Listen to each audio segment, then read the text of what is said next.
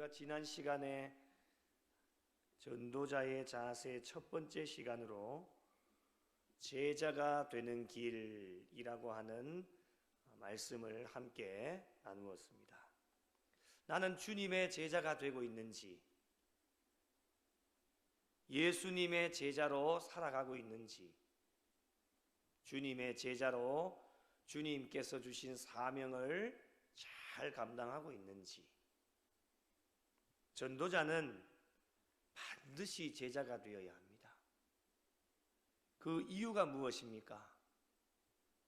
제자가 되지 않고서는 주님께서 기뻐하시는 전도자가 될 수 없기 때문입니다. 그렇다면 제자는 어떻게 될 수 있을까? 여러 가지 방법이 있겠지요. 지난 시간에 살펴보았던 말씀 누가복음 14장 33절 같이 한번 읽어보겠습니다. 함께 보실까요? 이와 같이 너희 중에 누구든지 자기의 모든 소유를 버리지 아니하면 능히 내 제자가 되지 못하리라. 아멘. 희생하지 않고 포기하지 않고 모든 것을 다 받아 누리면서 능히 제자가 될 수 없다라고 하는 것을 말씀해 주셨습니다.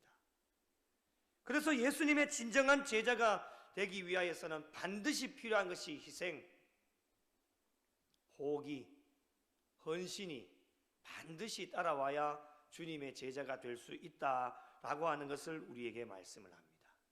그래서 날마다 저희들의 심령 가운데 질문을 던지셔야 됩니다. 주님의 진정한 제자가 되고 있는지 나 스스로에게 질문을 던지십시오. 희생할 각오가 되어져 있는지, 나의 모든 것을 포기할 각오가 되어져 있는지, 주님께서 언제 말씀하시더라도 즉각적으로 반응하여서 실천에 옮길 수 있는 준비되어진 신앙인들이 되어져야 주님이 기뻐하십니다. 주님 마음대로 물으시죠. 시간과 때가 정해져 있는 것이 아닙니다. 우리가 잘 준비가 되어져 있을 때에 주님이 물으시면 아무런 걱정할 것이 없습니다. 마음껏 대답할 수 있기 때문에. 그런데 우리가 신앙의 삶을 살아가다 보면 꼭 언제 주님께서 우리에게 질문을 던지시느냐? 준비 안 되어 있을 때, 덜 연약하고 부족할 때에, 그때에 주님께서 우리에게 질문을 던지십니다. 그러면 어김없이 우리는 무엇이라고 대답을 할 수가 없습니다. 준비가 되어져 있지 않기 때문에. 너 나 위에 십자가를 질 수 있느냐? 지금은 조금 애매한데요. 너 나 위에 고난을 받을 수 있느냐? 지금은 안 되겠는데요. 많은 사람들이 이렇게 대답을 합니다. 그 이유는 준비가 되어져 있지 않기 때문에 그렇습니다.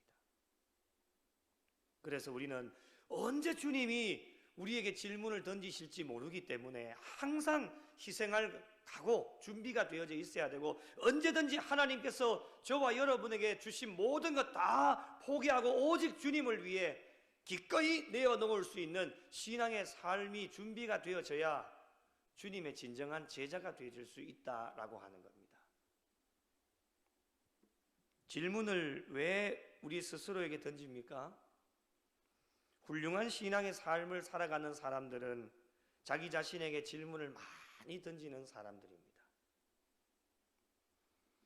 좋은 질문이 좋은 인생을 만든다라고 하는 이야기가 있습니다. 제가 인터넷에 찾아봤더니만 좋은 질문이 좋은 인생을 만든다, 이런 책 제목도 있더라고요. 정말 그런 것 같아요. 인생의 삶, 신앙의 삶에 좋은 질문을 각자 스스로에게 던지는 것이 굉장히 중요하다라고 하는 겁니다. 왜 질문을 던져야 되겠습니까, 여러분? 자기 스스로에게 질문을 던져서 자기 자신을 돌아볼 수 있고, 지금 내가 잘 달려가고 있는지, 지금 나의 상황이 어떤지 늘 점검하기 위하여서 잘하고 있는지 잘못하고 있는지 스스로가 평가를 해보아서 지금도 중요하겠지만 앞으로의 남은 삶, 주님 오실 때까지 나그네의 인생의 삶, 신앙의 삶을 달려가야 하기 때문에 남은 삶을 제자로 그리고 전도자로 살아갈 수 있는 결단이 필요하기 때문에 오늘 또 이 밤에 우리 스스로에게 질문을 던져봐야 됩니다. 오늘 저녁에도 질문을 한번 던져보실래요? 주님의 제자로 살아간다는 것이 쉬우십니까? 어려우십니까? 여러분 스스로에게 한번 질문을 던져보십시오. 전도자로 살아가는 것이 쉽습니까? 어렵습니까? 여러분 스스로에게 한번 질문을 던져보십시오. 쉽다라고 답을 하는 분들도 계실 거고 어렵다라고 답을 하는 분들도 계실 겁니다. 쉽든지 어렵든지 나름대로는 이유가 다 있겠지요. 쉬운 분들은 그 쉬운 이유가 다 있고 또 어렵다라고 하는 분들은 어려운 이유가 다 있으실 겁니다. 그러나 여러분 대체적으로 쉽다고 고백하는 신앙인들은 그리 많지 않습니다. 제자로 살아가는 것, 전도자로 살아가는 것 다 어렵다라고 이야기를 합니다. 그 이유가 무엇이겠습니까? 우리의 주변의 환경과 여건을 둘러보면 복음을 전하는 것이 그리 만만하지가 않습니다. 제자로 살아가는 것이 이 세상이 얼마나 악하고 유혹 많은 세상 가운데 우리가 살아가기 때문에 말은 쉽죠. 주님의 제자로 살아가고 주님을 본받고 주님의 제자로 따라간다라고 말은 잘하지만 삶은 그렇게 녹록하지가 않습니다. 세상이 저와 여러분을 가만히 내버려 두지를 않습니다. 세상뿐만이 아니라 우리와 함께하는 신앙생활을 하는 분들도 자꾸 괴롭히고 신앙생활 좀 잘해보려고 하면은 옆에 와가지고 괴롭히고 또 세상 사람들도 마찬가지. 예수를 알지 못하기 때문에 신앙의 관점이 완전히 다르기 때문에 일상의 삶 속에서 같이 일하면서 살아가지만 완전히 신앙적인 관점이 다르기 때문에 우리를 괴롭히고 힘들게 하는 일들이 너무너무 많이 일어나고 있습니다. 그러니 주님의 제자로 살아가고 전도자로 살아가는 것이 쉬운 일이 아닙니다. 그래서 복음을 전하는 것이 망설여질 때도 참 많고 또 심지어 어떨 때는 아예 포기해버립니다. 그리고 또 한 가지 전도자로 살아가는 것이 어려운 이유가 있습니다. 그 이유를 오늘 본문을 통해서 살펴보고자 하는데 결론부터 말씀을 드리면 복음을 전하는 데 있어서 박해가 있기 때문입니다. 그래서 오늘 말씀의 제목을 전도자의 자세 두 번째로 박해를 두려워하지 말라 이렇게 정해보았습니다.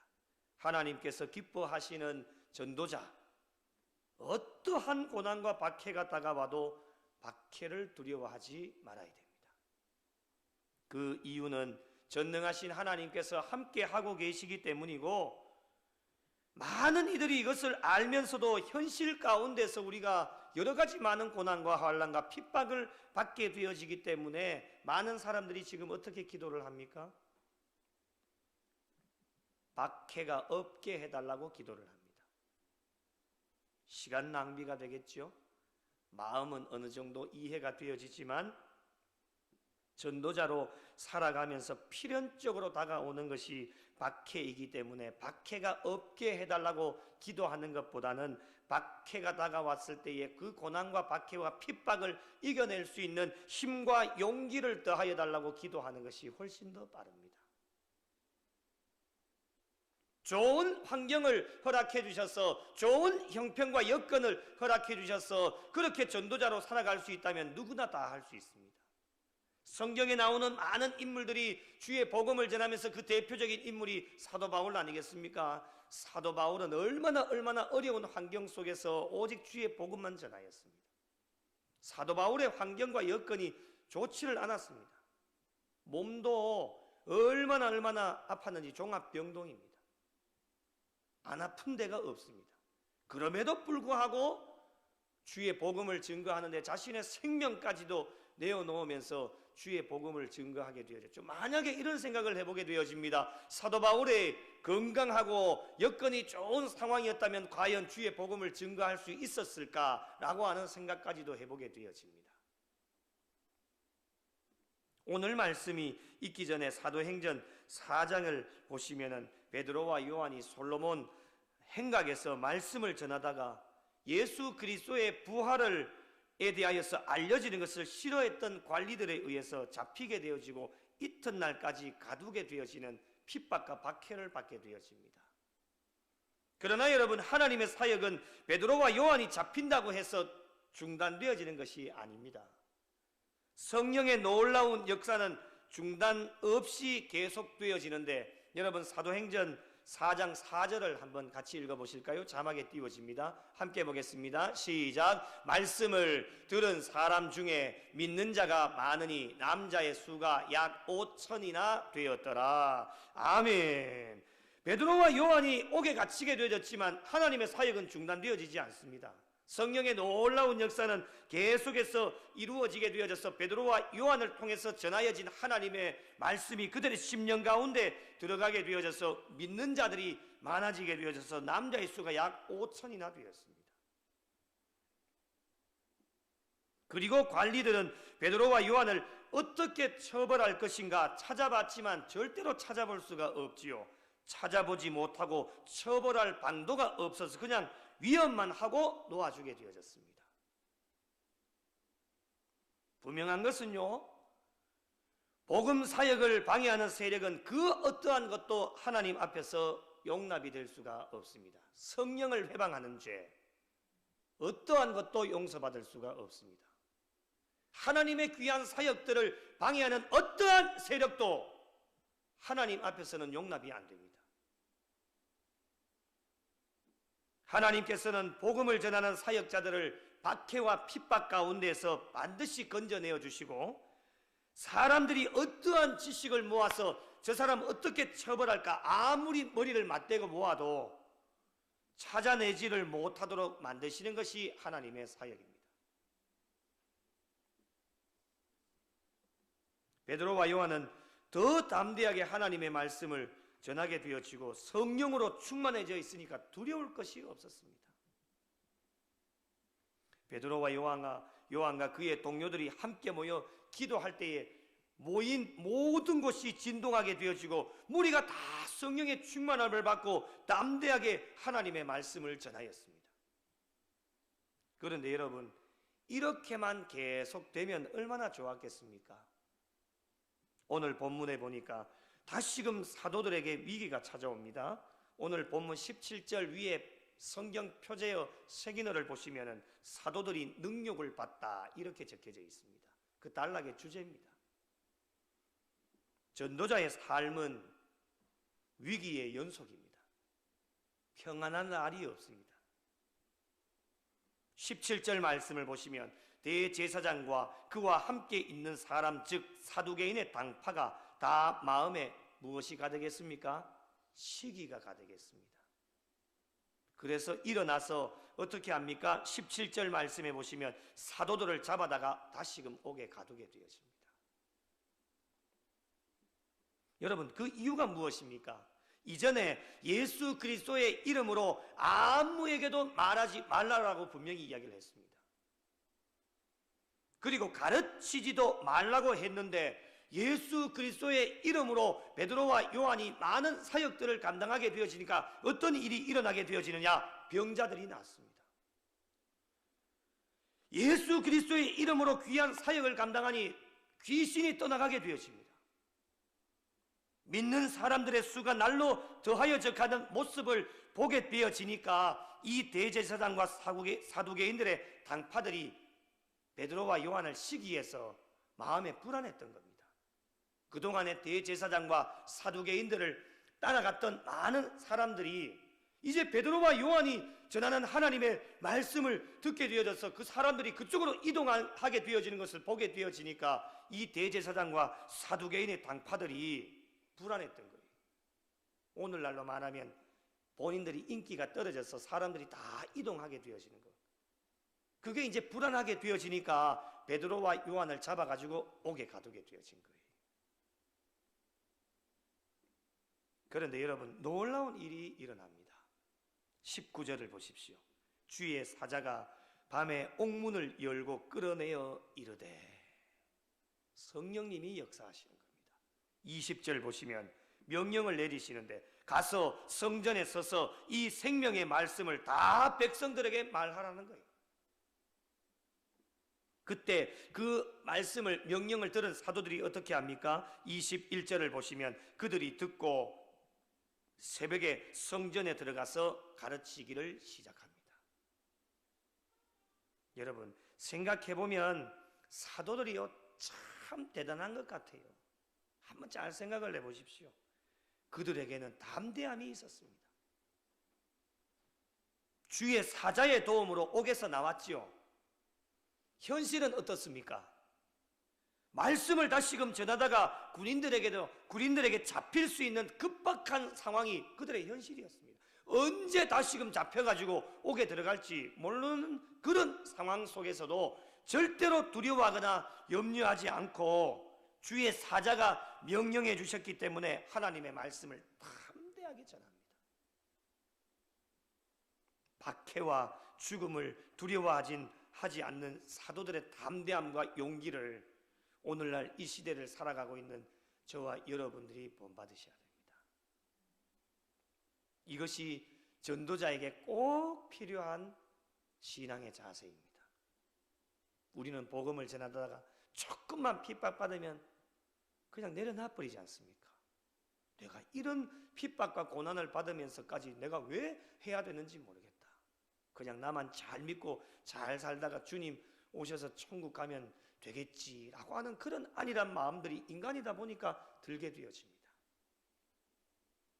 저도 교회 학교 사역을 하면서 전도를 하다 보니까 많은 핍박도 받게 되어지고요. 엄마들 전화 와가지고 욕을 억수로 얼마나 하는지 아이고. 제가 선임 목사로 있으면서 주변에 전도하면 엄마들이 전화가 빗발이 칩니다. 교회에. 왜 아이들에게 이런 음식을 줬느냐? 왜 이런 거 먹을 것 줬느냐? 전화번호를 왜 받아갔느냐? 아이고. 아저씨 당장 고발한다고 뭐. 얼마나 핍박을 아무리 설명을 해도 안 되는, 우리가 적은 게 아니고 본인이 와서 적었거든요. 아이들이 적고 아이들이 와서 받아갔단 말입니다. 그래도 안 되는데 싸우기도 많이 싸우고 경찰도 많이 출동하고 그런 일들이 비일비재하게 일어났습니다. 그러면서 드는 마음이 내가 왜 이렇게 욕을 얻어먹으면서까지 내가 해야 되지? 그냥 가만히 내버려 두면은 뭐 될 텐데, 그런 마음들이 참 많이 들었어요. 그럼에도 불구하고 그 전도대를 담당했던 권사님도 수없이 많은 핍박과 고난을 받으면서 사태질도 받고 뭐 어떨 때는 막 밀치기도 하고 막 다 엎어버리기도 하고 막 이럴 때도 다 울면서 다시금 그 장비 다 가지고 들어와서 또 다시 정비하고 또 다음날 또 나가는 거예요. 포기하고 싶은 마음이 꿀떡 같지만 그 권사님이 하는 이야기가 있었어요. 목사님, 나도 인간인데 생판 모르는 사람이 와가지고 얼굴에 사태질을 하면서 욕을 하고 그렇게 하는데 나도 포기하고 싶고 그냥 나도 그냥 막 정말 내 신앙 챙겨가면서 그냥 나만 챙기고 그렇게 신앙생활하면 좋겠는데 라고 이야기를 하지만은, 그런 마음이 들지만은 길거리 지나가는 한 영혼 보면 또 마음이 달라진대요. 그러면서 수십 년을 아마 지금도 하고 계실 거예요. 우리가 그런 삶이 아니겠습니까? 그것이 진정한 전도자의 삶이 아니겠습니까? 욕나는 것만 있으면 핍박과 고난만 받으면 하지 않으려고 하는, 내려놓으려고 하는, 여러분 잠시 잠깐 동안에는 편하지만은 그렇게 살다가 주님 오셔서 천국 가면은 그 영혼을 위하여 너희들에게 무언의 손짓을 하고 있을 때 너 편하려고 복음 전하지 않았냐고 주님이 물으신다면 저와 여러분 주님 앞에 뭐라고 대답을 하겠습니까? 그때 가서도 변명하실 겁니까? 주님 앞에 가가지고. 그건 전도자의 올바른 신앙의 삶이 아닙니다. 생각해보면 사도들이 참 대단한 것 같아요. 긴박한 상황 속에서도 뒤돌아보지 않고 주의 사자가 명령한 그 하나님의 말씀을 담대하게 전하는 것, 언제 잡혀갈지 모르는 그런 긴박한 상황 속에서도 박해와 죽음을 절대로 두려워하지 않는 사도들의 이러한 모습을 저와 여러분들이 본받아야 됩니다. 사도들이 새벽에 성전에 들어가서 말씀을 가르치고 있는 그때에 21절의 말씀을 보시면 대제사장이 그와 함께하는 사람들과 공의회와 이스라엘 원로들을 다 모으고 감옥으로 사람들을 보내어서 사도들을 데려오라고 합니다. 그런데 여러분, 이게 어찌된 일입니까? 경비원들이 감옥에 가보니까 사람들이 없는 거예요. 이미 주의 사자를 통해서 베드로와 요한은 성전에서 나와서 새벽에 성전에 가서 말씀을 지금 가르치고 있는데 말이죠. 23절 말씀 보시면 옥은 든든하게 잠기고 지키는 사람들이 문에 서 있으되 문을 열고 본즉 그 안에 사람이 있어요, 없어요? 없다는 거예요. 이게 어찌된 일인가? 조금 지나고 나서 사람들이 와서 알려주시는데 25절 말씀을 보시면 사람이 와서 알리되 보소서, 옥에 가두었던 사람이 어디에 서서 말씀을 전해요? 지금 성전에 서서 말씀을 가르치고 있는 거예요. 소식을 알려오자 당장 가서 그들을 다시 잡아오라고 명령을 내립니다. 26절 말씀 보시면 성전 맡은 자가 부하들과 같이 가서 그들을 잡아왔으나 강제로 못하면 백성들이 돌로 칠까 두려워함이더라. 그러나 그들을 끌어다가 공회 앞에 세우고 대제사장이 묻습니다. 자, 28절 같이 한번 읽어보실까요? 함께 읽겠습니다. 시작. 이르되 우리가 이 이름으로 사람을 가르치지 말라고 엄금하였으되 너희가 너희 가르침을 예루살렘에 가득하게 하니 이 사람의 피를 우리에게 돌리고자 함이로다. 이렇게 신문을 합니다. 너 왜 가르치지 말라고 했는데 왜 자꾸 가르치냐고, 왜 자꾸 예수 그리스도의 이름으로 그렇게 가르치냐라고 신문을 하게 되었습니다. 베드로와 사도들이 이 말을 듣고 어떻게 합니까? 담대하게 선포를 합니다. 29절 아주 중요한 말씀입니다. 29절 함께 읽어보실까요? 시작. 베드로와 사도들이 대답하여 이르되 사람보다 하나님께 순종하는 것이 마땅하니라. 아멘. 할렐루야. 사람보다 하나님께 순종하는 것이 마땅하다라는 거예요. 대제사장이 신문을 하지요. 사람의 말 아니겠습니까? 너 왜 예수 그리스도의 이름으로 자꾸 가르치느냐, 가르치지 마! 그렇게 이야기했을 때에 사람의 말에 순종하지 않습니다. 베드로와 사도들은 하나님께 순종하는 것이 마땅하다. 무엇을 의미합니까? 너희들이 아무리 예수 그리스도의 이름으로 가르치지 말라고 해도 하나님께서는 우리에게 복음을 전하라고 명령하여 주셨기 때문에 사람의 말에 복종하는 것보다는 하나님의 말씀에 복종하는 것이 당연하다라고 하는 것을 담대하게 말을 하게 되었습니다. 이들이 선포한 내용이 무엇입니까? 30절과 31절에 보면 너희가 나무에 달아 죽인 예수를 우리 조상의 하나님이 살리시고, 31절에 보면 이스라엘에게 회개함과 죄 사함을 주시려고 그를 오른손으로 높이사 임금과 구주로 삼으셨다라고 고백을 합니다.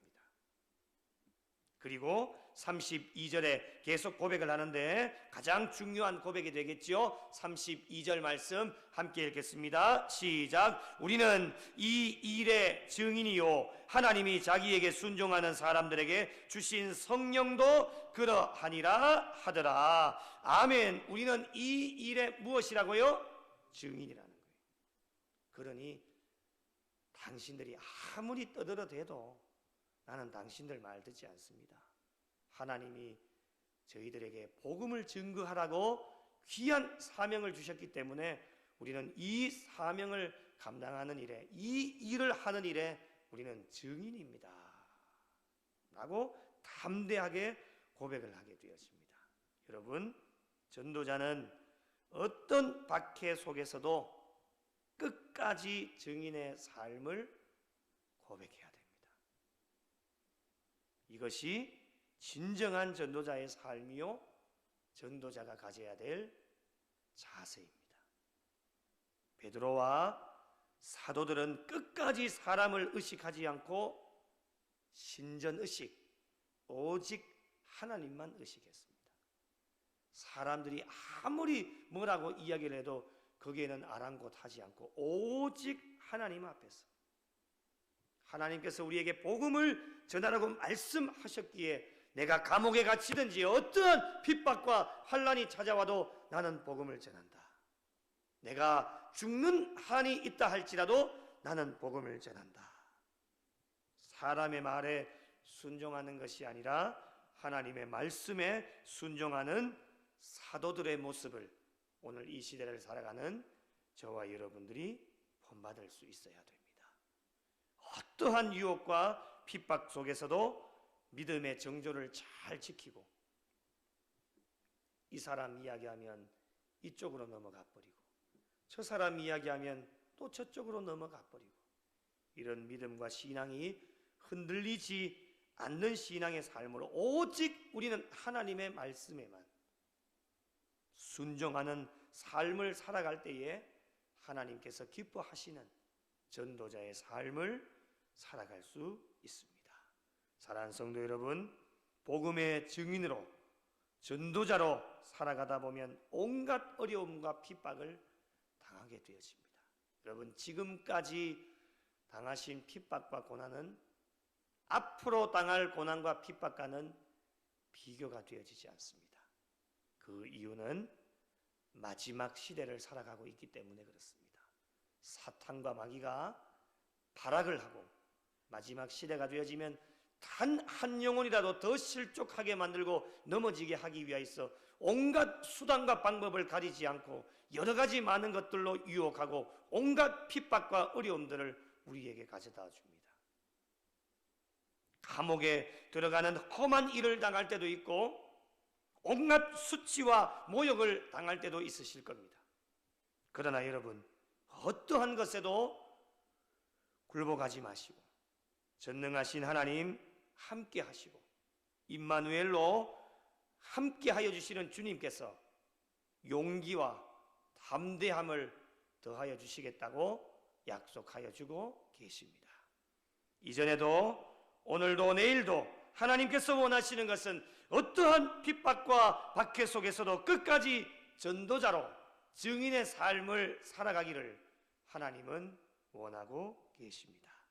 이 사명을 잘 감당하기 위하여서 앞으로 어떠한 박해와 핍박과 고난이 찾아와도 두려워하지 마시고 하나님께서 주시는 용기를 가지고 복음을 전하는 전도자로 사명을 잘 감당하셔서 복음의 증인으로 많은 영혼들이 주님께로 돌아오는 역사를 경험하셔서 저와 여러분을 통해 하나님 나라가 확장되어지는 놀라운 기적을 맛보실 수 있도록 남은 여생 주님 앞에 가시는 그날까지 우리 하나님께서 기뻐하시는 전도자가 되셔서 하나님께 영광 돌리고 하나님을 기쁘시게 해드리실 수 있는 우리 구미 영락교회와 속하여진 모든 성도들이 되시기를 예수님의 이름으로 간절히 축원합니다.